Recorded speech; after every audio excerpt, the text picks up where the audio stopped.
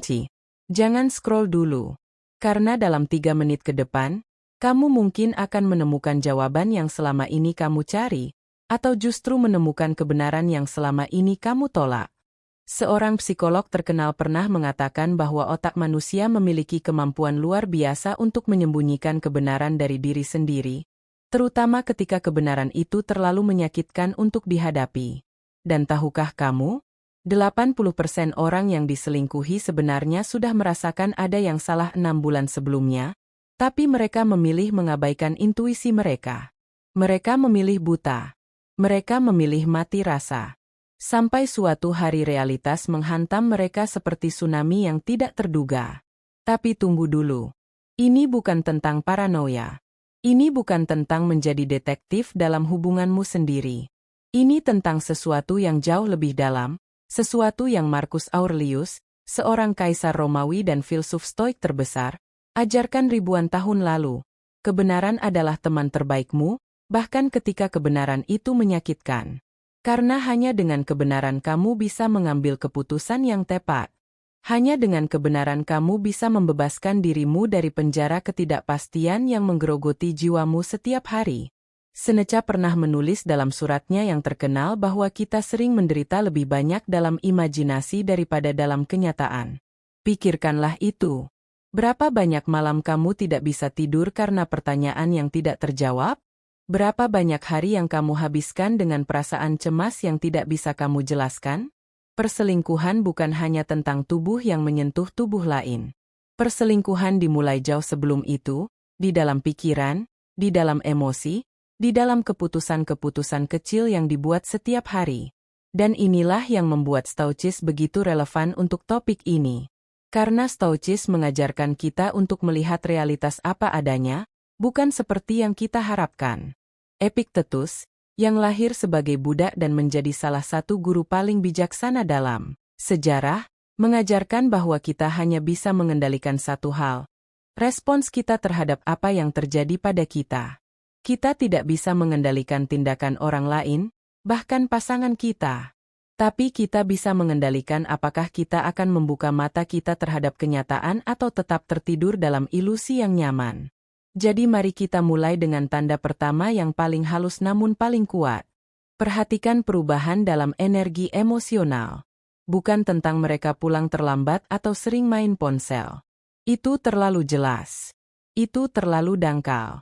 Yang jauh lebih berbahaya adalah ketika kamu merasakan ada dinding invisible yang tiba-tiba muncul di antara kalian berdua.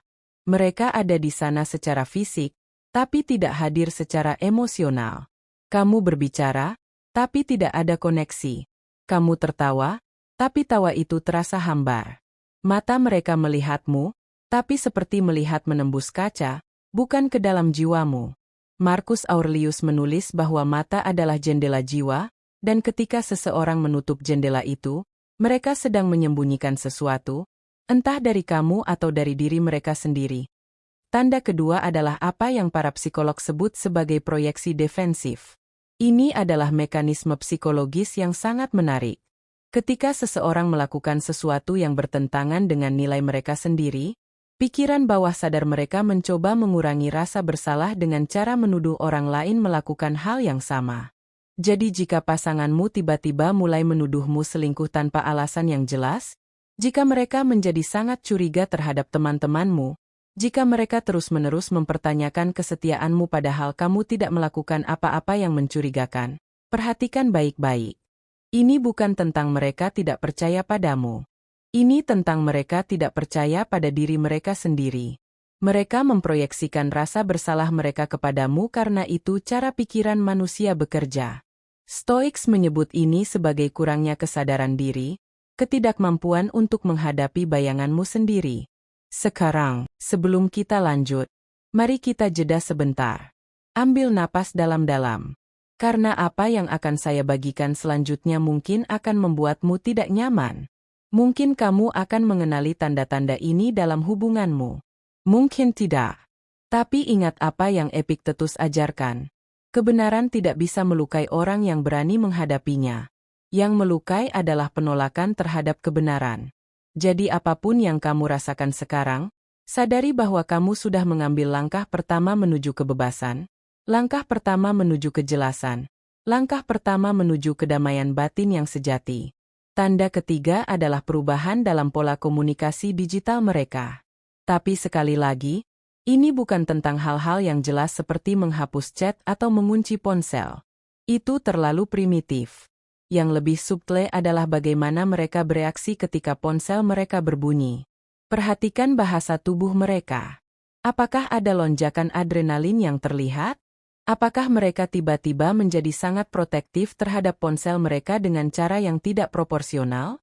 Atau lebih penting lagi, apakah mereka mulai menciptakan aturan-aturan baru tentang privasi yang tidak pernah ada sebelumnya? Marcus Aurelius mengajarkan bahwa perubahan yang tiba-tiba dalam perilaku tanpa penjelasan yang logis adalah sinyal bahwa sesuatu dalam harmoni internal seseorang telah terganggu. Dan gangguan itu biasanya datang dari konflik antara tindakan dan nilai. Tanda keempat yang sering diabaikan adalah perubahan dalam cara mereka berbicara tentang masa depan. Dulu mereka selalu menggunakan kata "kita" ketika berbicara tentang rencana. Sekarang mereka mulai menggunakan "aku". Dulu mereka excited membicarakan liburan tahun depan, pernikahan temanmu, rencana renovasi rumah. Sekarang mereka menjadi vague, tidak comit, atau bahkan menghindari percakapan tentang masa depan sama sekali. Ini adalah tanda psikologis yang sangat kuat karena ini menunjukkan bahwa dalam pikiran mereka sudah mulai membayangkan masa depan tanpamu, atau setidaknya dengan orang lain di dalamnya. Seneca mengatakan bahwa pikiran manusia selalu tinggal di salah satu dari tiga tempat, masa lalu, masa kini, atau masa depan. Ketika seseorang tidak lagi mengundangmu ke masa depan mereka, itu karena mereka sudah mengisi tempat itu dengan orang lain atau dengan versi diri mereka yang tidak memasukkanmu dalam gambarannya. Tanda kelima adalah apa yang para ahli psikologi sebut emotional affair, atau perselingkuhan emosional yang seringkali lebih berbahaya daripada perselingkuhan fisik. Kamu mulai menyadari bahwa ada seseorang yang namanya disebut terlalu sering. Seorang teman kerja, teman lama, atau siapapun. Dan setiap kali nama itu muncul, ada energi yang berbeda.